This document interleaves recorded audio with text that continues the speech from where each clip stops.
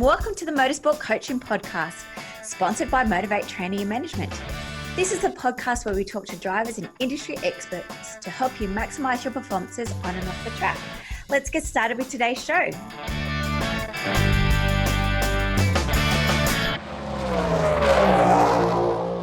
Hi guys, and welcome to episode 27 of the Motorsport Coaching Podcast. I am your host, Belinda Risley, and welcome to 2019.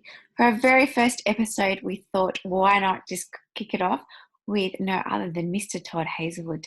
Todd is a 23-year-old V8 supercar driver who's finally made it to the main game after many years of being in the support category, raising funds, and pursuing his dream. Yes, like every episode, I am super excited to be talking to my guest today. But without a doubt, if you are an aspiring driver or you have an aspiring child that's wanting to be a V8 driver, there is nobody more down to earth and in tune with the general public, his fans, his sponsors than Mr. Todd Hazelwood. So I highly recommend today's podcast. So our special for the month of January is a signed shirt by Mr. Todd Hazelwood himself. So if you'd love to leave a review about the podcast, I'd really appreciate it. You head to iTunes, Stitcher, Spotify, and now Podbean. It would be greatly appreciated. Of course, guys, if you've got any feedback regarding the show or any guests that you would love to have on, please let me know at motivatetraining.com.au/contact, and I see what I can do for you. I really hope that you're getting lots of value from these podcasts. I guess my main objective for the podcast is to add value to the beginner to amateur motorsport competitor, and just helping you, skill your craft around becoming a better competitor, both on and off the track. So as our slogan states, Motivate Training is all about maximizing performances on and off the track. So hopefully through podcasts, through online training, and soon in 2019, we'll be launching our membership site that you'll have lots of resources available for you to get you not only to the V8 supercars, but hopefully overseas, but whatever it is, just pursuing your passion. So thanks again, guys, for tuning in, and let's hear from Todd. So welcome to the show, Todd. Yeah, thank you for having me. Looking forward to having a chat. Yeah, I'm really excited to hear about your journey through motorsport. So tell us, what age did you get started? Yeah, for me, it all started young. I was 7 years old and got my first taste in a dirt kart, actually. So raced dirt karts for 5 years and haven't looked back ever since. And how did you get into karting? Was it something that your dad did? I know he was in motorbikes at one stage. But yeah, was he actually into the four wheels as well?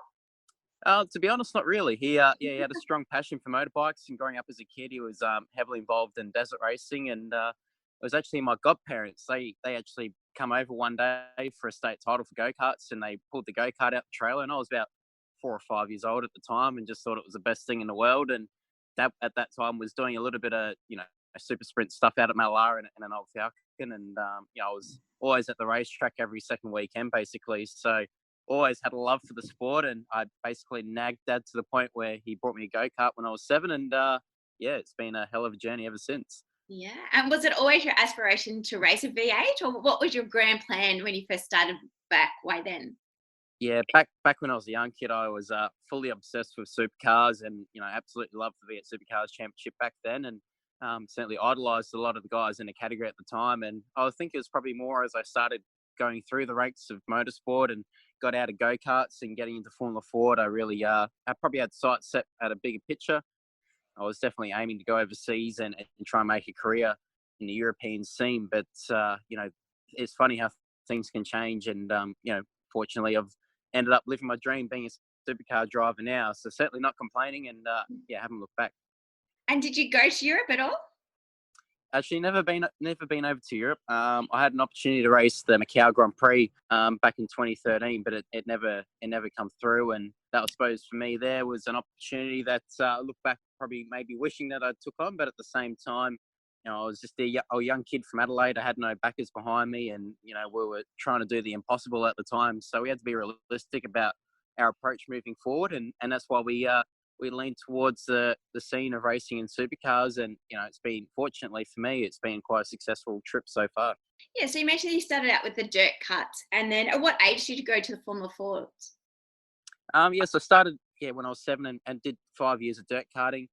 We won multiple state titles. Never won a national title, but got second in my first Australian title, which was cool. It was a bit of a highlight for me. Only just turning 9 years old against 14-year-olds, so that was pretty special. And for me, it was obviously to always go into bitchman. So hence why we made the transition to bitchman karting.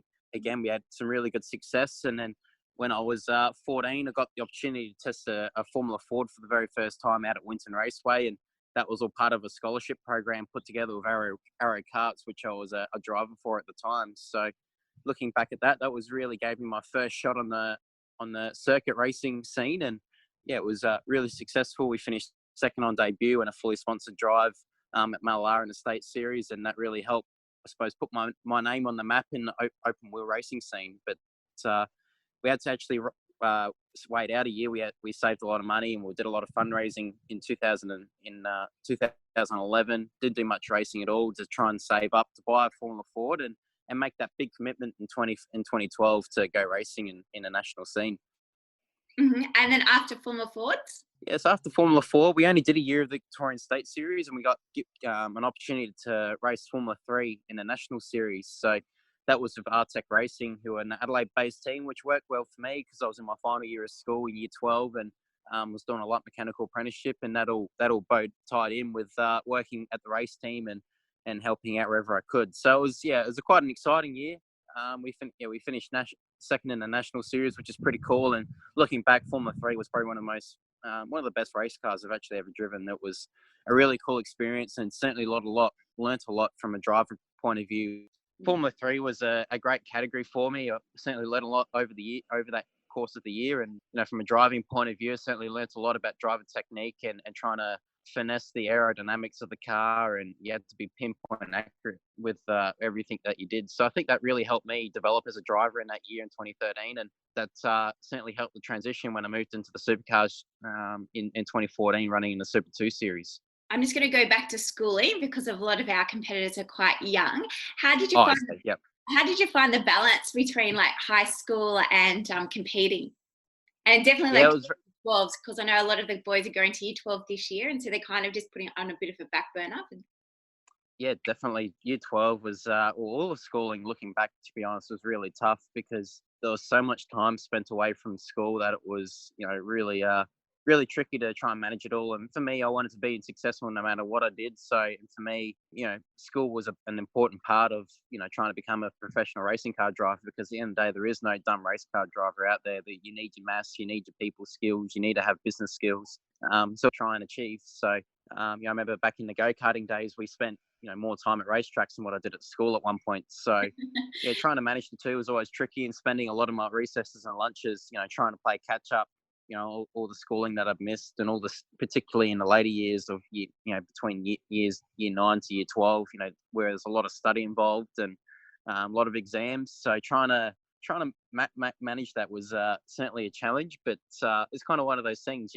Everything's going to be tricky, but it's just a matter of being committed and taking away the time that you would normally spend with your friends or family or whatever, just to catch up and do what you want to do. So it's always a sacrifice to try and make it pay off. Yeah, and back then, did you do any other sports as well? I know that's another challenge that a few of the up-and-coming drivers have, is finding that line. They quite enjoy doing their soccer or their football, and it gets to a point they've got to choose one or the other. Did you play any other sports, or do you now?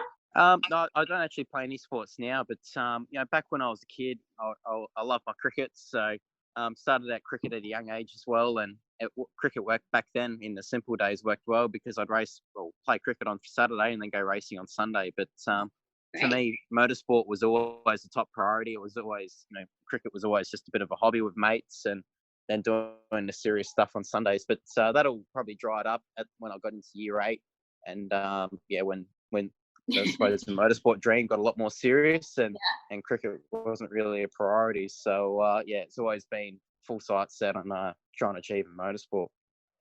So back onto your dream journey, Todd. You just mentioned that in 2013 you started in the Super 2s. How did that drive come about? Who was that with? Yeah, it was actually a pretty unique opportunity. So in end of 2013, I was actually on a reality TV show Really? was the Shannon Supercar Showdown. So it was season 3 of the show. It was the first time that For Performance Racing had actually taken grip of the show and ran it themselves. So there was 2 teams with Will Davison and Mark Winterbottom, and I was on the Will Davison side, and that was pretty cool. And that actually, part of being in that show, was the first time I ever got to drive a supercar when we moved on into the semi-finals. So it started off as 8 contestants, went down to 4, and that's where I drove an FPR prepared supercar at Calder Park for the first time, and went on to win the show. And part of that gave me a testing program with For Performance Racing in 2014. So, but really what it only eventuated from that was actually just a test day. And unfortunately after that, it didn't really lead to much because I just didn't the facility or the car to put me in a program in Super 2, which they were hoping to do. So it was kind of one door closed and another one open with Matt Stone Racing. So I got a phone call from Matt at the end of 2013 saying he'd be interested in the Super 2 program. And so, yeah, I flew up by myself and met Matt for the first time in January in 2014 and signed a deal that we had no way of actually being able to try to pay for. And we just took a massive gamble and we turned up to Adelaide. We actually lost our major sponsor, Fujitsu, in the process of that month, which was a huge setback for us because they've been on board for 3 years. Yeah, so we kind of went into the first round of Adelaide with no sponsorship on the car, and huge gamble from us as a family because we all kind of sat down together and said, well, this is probably, we've got a good car, good team. We had Ash Walsh, who was gunning for the championship that year, so he was highly experienced, and we thought, well, if we don't make it now, then we never will. So we essentially put all our eggs in one basket. Mum and Dad had to mortgage the house, and that got us going for a few rounds. And then, once we got the season running, I was able to bring some sponsorship in just to keep it going. But it was certainly pretty nervous times because obviously that mortgaging the house is one part, but that could only get you so far. So that was just a bump start. But then actually, we were committed to Matt for 7 rounds, and we didn't have every round. We're just getting through in the skin of our teeth. So it was 2014 was definitely a tough year, but we had some good speed and good results for our rookie year, and we ended up winning the Mike Cable Award for the essentially rookie of Supercars or Super 2. So that was a really special achievement, and to that point, that was probably the biggest highlight of my career. So yeah, that was a great way to finish off 2014 after what had been tremendously tough for not only myself, but the family and everyone, all the support network involved to make that happen was actually something pretty special. And that all went on to keep building with Mats. And looking back now, 5 years later, here we are today, looking into our second year in main game. So it's been quite an incredible journey with Matt. Fantastic. And was Fujitsu your sponsor, or was it Matt's sponsor? No, so I was actually part of the Fujitsu Cool Driver program, which all started up in 2011. So it was actually through Chris Jewell, who was managing that at the time, and that was when we saw McLaughlin was sponsored by Fujitsu in a Super 2 series, and essentially they set that program up trying to find the next Scott McLaughlin, essentially. So I was part of 7 drivers around the country in karting, and then that they helped put a program together for me to make the transition to Formula Ford and then Formula 3. So they were a big supporter of mine, and unfortunately that all dried up probably at the worst timing for us, but it was just one of those things, and we had to take the punches and move on and try and make it happen. And fortunately, I don't really know, obviously we took a large gamble financially, but we still play with that debt now, but that's what we had to do to get that start in motorsport to make it all happen. And Todd, you've mentioned that you've had to sacrifice, I guess, your teen years or your tween years, wanting to fulfill your dream, like doing outside activities and other sporting events, and obviously your parents mortgaging their homes. What else have you done or sacrificed to make it to the top? Oh, look, there's probably 2 ways you could look at it. You could look at it as a sacrifice, or you can look at it as something that you really want to do, and you just do whatever you can to make it happen. So, everyone's got a different view on what's normal and, what they consider a fun thing to do. For me, going away racing and achieving at the highest level, that's all I've ever wanted to do was, growing up as a kid, and that's still what I want to do now. So, I think I was pretty lucky. I had some good mentors, or people that offered their support in the go-karting years, and there were guys that probably certainly had the ability and had some opportunities and presented in front of them, but they just didn't get through those tough times or didn't get through those teen years to keep themselves on track. And then when they realized that, that opportunity was gone, it was all too late. So that probably taught me a few life lessons before I got to that point myself. And Dad always said, if you could get through your teenage years, keep out of trouble and keep your head, keep your head screwed on, so to speak. And, that'll certainly help you, achieve what you want to achieve. And probably looking back, he's probably right, because, while everyone else is, they're turning 18, getting their Ps and out drinking and partying and whatnot, I was there trying to do sponsorship proposals and calling people up and, literally doing the door knocking. So, it's just a matter of deciding what you want to do and just committing yourself to it to make it happen. And I believe there was a Bunnings fundraiser to sausage sizzle as well. Yeah, there's certainly plenty of sausages were cooked in the process of between 2012 and 2017. That's for sure. So yeah, it was quite funny how that all come about. I was actually selling chocolates at the time at school, selling those Cadbury fundraiser packs, and I was selling 2 or 3 boxes a day. So I was using that to try and raise funds. And I thought, well, what else can we do? And then we started selling sausages, and it used to be once a weekend, and then it was two a week, and then at some stage it was 3 or 4 a week. So Mum and I were setting up stall mainly at Mitre 10 and office works, just trying to raise funds to go racing. And yeah, we if we weren't doing that in 2014, 2015, and 2016, we definitely wouldn't have been able to get through. So yeah, if it wasn't racing on Sunday, I was cooking snacks instead. So it was a huge family, which what helped us get us through. But it was also a good way of building our support network, meeting new people and creating opportunities and being able to talk to other people that I'd never met before to try and get people involved with what we're trying to do. And yeah, that was a great way of being able to achieve that. And looking back now, we've got pretty I think for a young guy coming through the ranks, I think we've got a good support network probably based around that, just because we've been able to meet so many new people in the process doing what we're doing. So the key word there, Todd, is networking. Is that right? Is that what you're saying? Definitely. Yeah. That networking is really important to enhance your motorsport career. Yeah, definitely. And you need to be able to have a good reputation in what you do, and you gotta create an image of who you are and what you stand for. And yeah, and trying to get people on board with what you're trying to achieve is it was always a tough thing. So for me, like I grew up in a family. My dad's just a shift manager at the railways. He doesn't own a business or anything like that. And from his point of view, it's pretty limited with essentially the amount of contacts that we had to work with. Trying to find money. So you just got to put yourself out there, get on the phone, and go to events, and just try and sign up for whatever you can do from an individual point of view to just meet people. And that's probably, from my point of view, that's probably been the best way for me to find sponsorship and get deals done, is just by putting yourself out there and hoping for the best. Yeah, like I was at the city gym on the weekend, just on the cross trainer, and I was just talking to the guy next door, and he ended up being a business owner from America that's like starting a new business here in Australia, and I've got a meeting with him next week regarding sponsorship. So you never know when you're going to meet the right person. Exactly.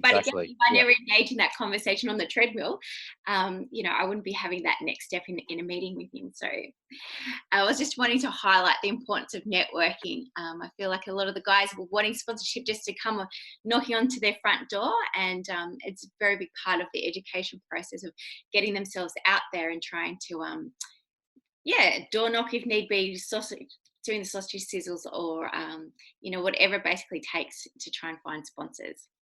Yeah, 100%. And, sponsorship at the end of the day is definitely the hardest aspect of what we do when we go racing. So certainly not the most enjoyable. And there's certainly a lot of no's in the process, and there's a lot of humiliation that goes on when you're trying to get money. So sometimes, question myself a lot of times, why am I doing this to myself? And, why am I doing this to my family? But then when you actually do get those breakthroughs, they're the maybes, or the possible yeses, they're the things that keep you going. And I think it's important to not lose sight of what you're trying to achieve, and have small goals. If you're trying to find $100,000 in one day, that's probably unrealistic. But if you're looking to find $1,000 or even $200 or $500 a day, and just keep working away at that, that's what you have to do. And just keep level headed. And the important thing is, as you said, you just keep networking, because you can never know enough people.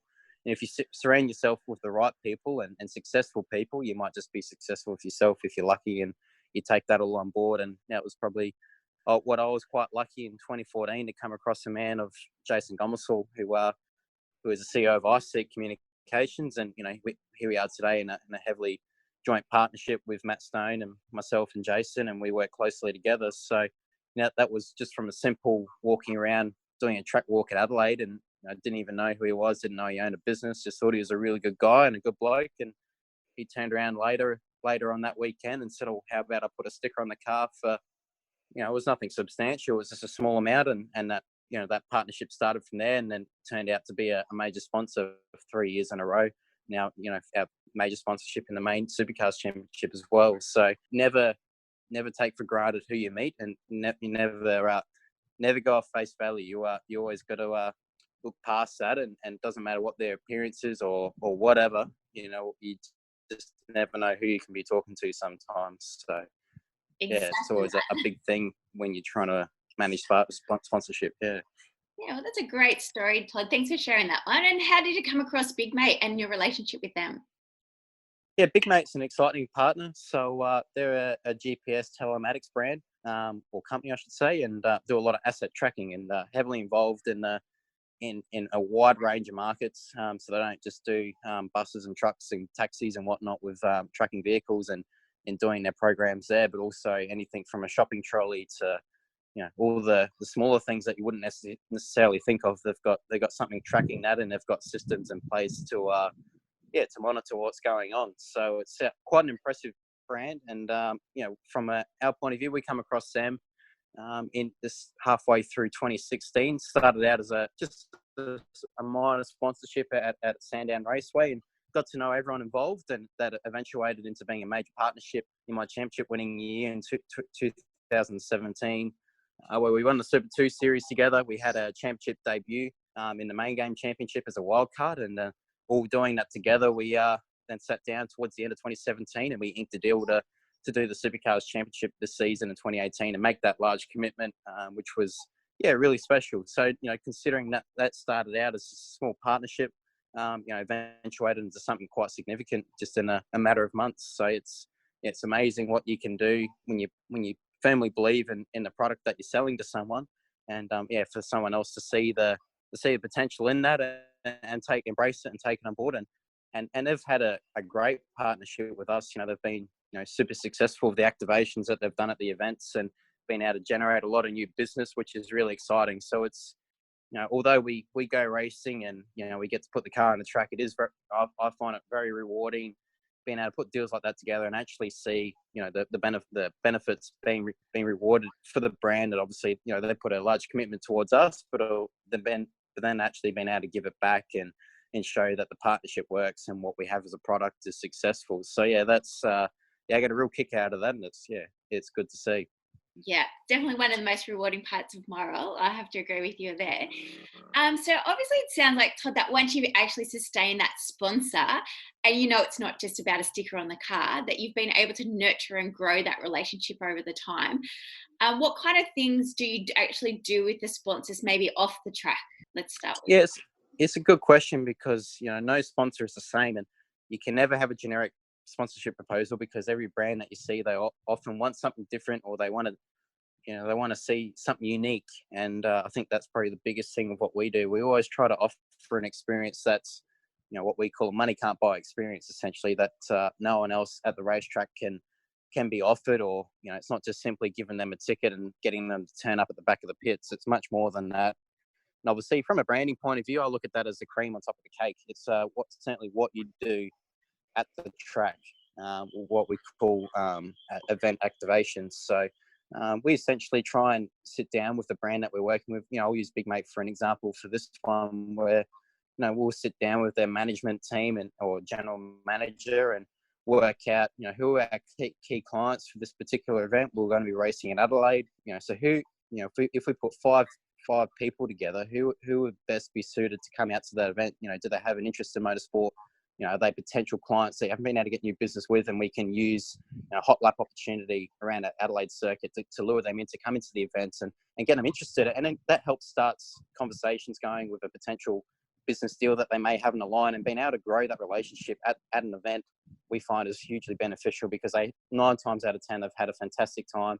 We've had, honestly, this year we've had a 100% strike rate of being able to have clients turn up, or even if it's just staff turn up and have a fantastic time, which we take a lot of pride in, which is quite cool. And that helps the whole partnership. And then it's the follow up from that for them to then create that partnership and keep it building, and hopefully put ink to paper and sign new business and see the I suppose the benefits become real. So that's one aspect.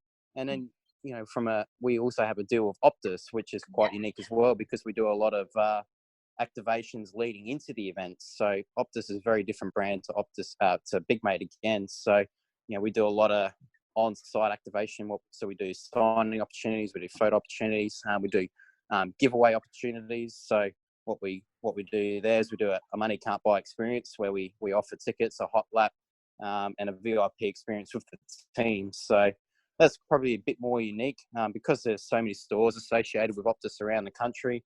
We generally do that round by round, so we target specific areas that they're managing, and that all helps put that program together. So kind of gives you an idea that each brand is different. Some brands like the branding and they don't like much else behind the scenes, whereas other brands don't really care too much about the signage on the car, but they're really interested in what they can do at the events. So being able to juggle that is tricky, but once it's always good when you can have a sponsor that's willing to work with you as well. But it's always about trying to be forthcoming, come up with the ideas in the first place to make it all happen.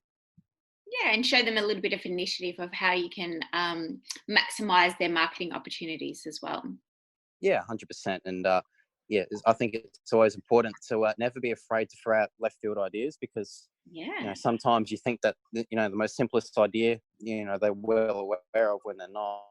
So it's always good to go into a meeting and sit down with them and work out what they want to get out of the sponsorship, and then come up with a very detailed plan and how to achieve that. So it's always exciting. Now, Todd, I read the other day there was a post, and I can't remember which driver actually posted it. I'm not sure if you saw it, but they calculated they had done more hours in sponsorship talks, activations, meets and greets in a lead up to an event than actually competing on the track. And from listening to you, I'm thinking it's very true. What do you? 100%. From my time day to day at workshop is probably 90% of it is on the phone, talking to sponsors, managing sponsors, organising events, or being at events. So it's a huge part. I can't emphasize enough of how much you have to be involved to keep to get the sponsorship, then keep it, and then service them. So it's massive for what we do. And simply we wouldn't go racing if we weren't doing it. So I think a lot of people are unaware of it. I certainly was, even growing up as a kid. I thought once you get into supercars, everything would be sorted, and you turn up your race suit and helmet and you go racing. But certainly not the case. As when there's millions of dollars involved, that's obviously there needs to be a reward in return for them as well. And I think businesses today are getting a lot smarter as well, and they are understanding how to get more value for money out of the sponsorship that they're putting in. So there's a lot of marketing strategies involved now, and even commitments and all the other aspects that go along with it. So it's a big part of what we do. Yeah, and like you said, though, is it one of the really important parts? So, Todd, tell us a little bit about what does your actual day or a week look like for you now that you're in the main game? Yeah, being a Supercars Championship, initially not a lot changed for me, because we're a small team. I was still doing all the sponsorship, finding them and signing them all up, and doing all their commitments, and also trying to help out on the workshop floor where possible. But certainly learnt a lot this year, and to be honest, it probably wasn't sustainable. We're a team that was trying to build at a rapid rate, and simply just couldn't keep up with the workload. So we actually just recently have put on a new commercial manager for the team to start looking after the sponsors and servicing. I'm still heavily involved with trying to help acquire new sponsors and speaking and doing the deals, but just I suppose from a servicing point of view, just taking a bit of workload off my shoulders so I can focus on being more of a race car driver rather than everything else, which is important for me because I want to try and improve my skills. I've never really had that opportunity, probably in the last six or 7 years, to be able to do that. So yeah, it's quite exciting going to the off season now. The couple of weeks that I have to switch off, which I've learnt is very tough to do, especially at this level. So it's important to switch off, have a rethink, and get prepared for another big year because when it comes to February, we just don't stop until the end of the year, and it goes fast. So Yeah. got to be prepared for that, and hopefully we have a much better year in 2019. And so now that you will be focusing purely on your racing, what will that entail? Would that be like more training, like focusing more on your nutrition, getting a psych coach? We heard Scott had one last year. What does that now mean for you as a driver holistically? Yeah, it's quite exciting actually, and I've been able to organise a fair bit in a short amount of time. But you got a heavily detailed training program, both physically and mentally. So I've always believed, there's the smartest driver always wins a race, and getting back to that sports psychologist comment, that's hugely important. And being able to being mentally tough, you need to be strong and have good beliefs in yourself that you can do it. And it seems simple at the time, but then when you have a few tough knocks, you have a tough year, especially the year that we've had this season, it's tough on everyone. And it's amazing how quickly you can start second guessing yourself and not believing in what you know that you can do. Just, the results aren't showing it. So, it's amazing how you can go from being at the top of your game to, yes, all of a sudden start second guessing yourself. So, yeah, I'll be certainly working on that, trying to get my fitness and mental back to where I know it should be. And hopefully that'll help next year. Yes, of course. That is a great point. I've missed out that you did go from winning the championship to running it at the back of the field in the main game. How was that jump for you? And if you want to talk a little bit about the psyche for you. Yeah, I think from a mental point of view, you can never be prepared for it, and it's always a big jump. It doesn't matter who you are and what you've done. It's just one of those things you're never ready until you're in there. So it's just all about experience and learning. I think the cars themselves, don't really change too much from main game to Super 2. I think it's just the intensity of the field. You got 26 guys that all deserve to be out there, and they all race hard. And if anything, they race harder towards the back of the field because no one wants to be at the back. So it's tough going, in the start of the races towards the back of the field, and mentally tough as well because one small opportunity and you get past, and there's just a freight train of cars coming. So you just can't afford to stop. It's pretty intense, and that's what we all love. But it does get compounding, week after week because we're doing it at the largest scene. Everyone's watching. You got sponsors involved. They're all got their expectations, and then when you're not getting the results that that you can't, they're just not coming together. It starts all to become compounding, and it's like a snowball effect. You go from one week to the other, and you're just getting knock after knock. And normally in motorsport, it's quite easy to have have a bad weekend, you bounce back and you have a solid result. Whereas main game, if you're on the back foot, you just simply can't catch up. And I think the other thing too is the rate of development with the team. So they're always improving their cars, and you can't afford to miss a round of development. Otherwise, you can go into the next round even further behind. So that's probably the other surprising aspect that we've found this year. And so you mentioned previously that you had mentors throughout your career at different stages. Do you currently have a mentor now in the main game?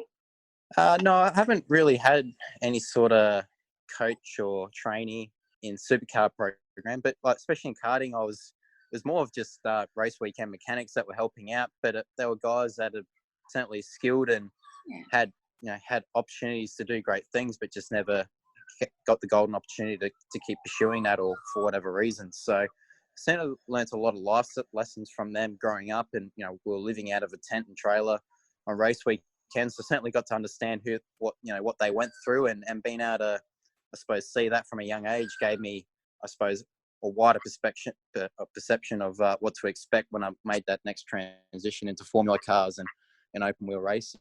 So that was really important. Just, I think, getting back to before, surrounding yourself with successful people will help you become successful yourself. And it's funny, you can see some quotes when you grow up and you don't know what they mean until you actually have a bit of time to reflect once you've had a few years under your belt to realize what all this stuff means. So it's yeah, it's quite cool now. You know, I'm 23 now, and everyone still says you're young, but you're only young once, so you got to make the most of your opportunities. And yeah, it's always good to look back at all that sort of stuff and realize what helped you get there.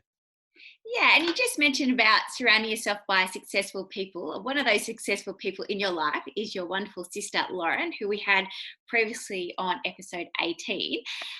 What kind of role has she played in your success, if any? Oh no, it's been a huge family commitment, and yeah, it's certainly wouldn't have been able to do what I do without my family. So, you know, from the fundraising efforts to Lauren doing, you know, a lot of the PR and digital work for me behind the scenes, you know, a lot of it was all, well, probably 90% of it was all unpaid work, you know, especially in those early years from go-karts and all the way up through my Super 2 program. It's only really been this year where I've been able to pay her something for all the work that she does. So, you know, she's heavily involved with what we've done, and she is exceptionally good at what she does. And, you know, I think that her track record proves that as well, because, you know, she's worked for CAMS and worked for a lot of individual teams and done a lot of work for everyone. And, yeah, heavily involved with all that. So, you know, what she does is exceptionally good, which, you know, helps my program too, because it makes my life easier because we've got good content. She's very good at managing people, very good from the PR point of view, and you know, lifts the level of professionalism from our program, and makes, you know, it complements the whole program. So yeah, wouldn't be able to do what I do without her. And does she do your social media, or do you do your own media?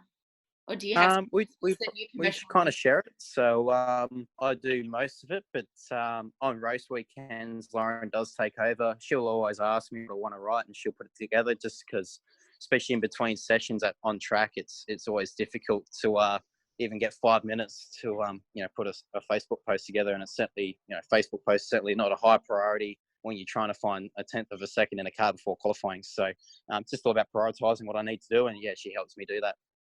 Mm-hmm. Now for some fun questions, Todd. Do you have any superstitions on race day?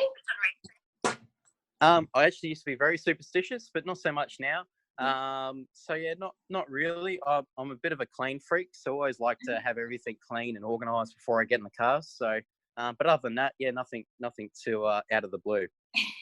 And what about the food served in the marquee? Yeah, I'm probably a bit of a gutser, so I love pretty much anything. So, been pretty fortunate over the last few years where Bev and Jimmy Stone, Matt's parents, have actually been doing the team catering for a number of years now, and I tell you what, they're probably the best cooks up and down pit lane. So certainly we get spoilt for food on race weekend, which is pretty cool. You've got to be well fed, well hydrated. Exactly. Yeah. And just wrapping it up, Todd, do you have any tips or recommendations for those drivers that are aspiring to race in the main game, or just wanting to really further their career?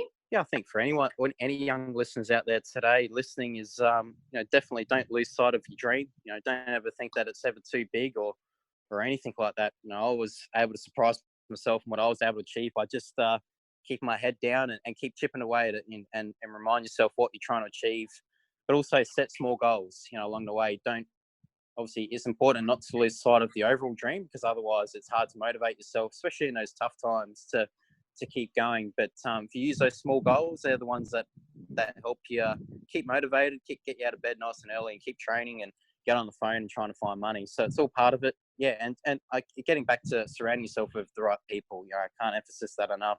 If you see so many young kids coming through the ranks and they've got a lot of potential, and they just get involved with the wrong people, and it's always a hard thing because you don't know what you don't know, and sometimes you have to learn the hard way. But I think it's just being aware of the situation you're in, and don't be afraid to pick the phone up and speaking to these people as well. You know, people that are highly influential in this game. I get a lot of requests of people not sure what to do, and you know, it's just a simple phone call that can change their whole direction of what they were originally trying to do. So I think that's important, not to be afraid to put yourself out there. Yeah, and I think LinkedIn is a great platform for people to do that, to try and get to network and to establish their brand, and certainly to ask questions or to find mentors. Have you had any experience with or success with LinkedIn? Yeah, LinkedIn's been good. It's certainly an opportunity to connect with some people that you wouldn't necessarily actually get the opportunity to even meet with or speak with. So certainly a great way if they certainly accept your request, and then you can start publishing online what you're doing and trying to keep people updated with what you got lined up in the future. So it's a great way of being able to showcase that. But I think simply just getting on the phone, and if you can send an email or even just turn up to their office unpronounced, sometimes it's not the most ethical thing to do. But if you really are struggling to meet with someone, just simply turning up and hoping to have that 5-minute conversation sometimes can go a long way, especially if you're a young kid, trying to make a mark. Sometimes you have to do these things left the field to create an opportunity. Well, thank you, Todd, for those words today and your time and sharing with us your experience of racing to the top. Before you go, our final question is, what is your favourite racetrack, whether it's racing or viewing? Look, I would have to be very biased, but Bathurst is definitely my favourite. It's hard to go past that, and racing a supercar around there was unbelievable. It's the ultimate challenge, and I've also raced a Formula 3 car around there, but that was a totally different challenge again. But racing a supercar at Bathurst is definitely the pinnacle, and it doesn't get any better than that. And is that your favourite race meeting? Yeah, definitely. Yeah, there's nothing else that really gets the shivs up the spine like compared to Bathurst. And growing up from Adelaide, I was always went to the Adelaide 500 growing up as a kid, and it's probably the second as a close second. So between those two, they're pretty exciting events to go to. Fantastic. Well, thank you again, Todd, for your time today, and we wish you all the best in the 2019 Supercar Series. No worries. No, thank you very much for having me on the show. It was great to have a chat. No worries. Thanks, Todd. No worries. Thank you. Well, thanks everyone for listening to this week's show. I really hope you enjoyed that one as much as I did. Now, remember, all the show notes with the links and the specials mentioned in today's show are available over at motivatetraining.com.au. If you haven't already, I'd really appreciate if you could head to iTunes or Stitcher, type in Motorsport Coaching, subscribe, and leave us a review. Each week, I'll read them out, and you'll go into a monthly draw to win a fantastic prize. If you have any questions or comments, please email us at motivatetraining.com.au or head over to our Facebook page at Motivate T. Until next time, take care.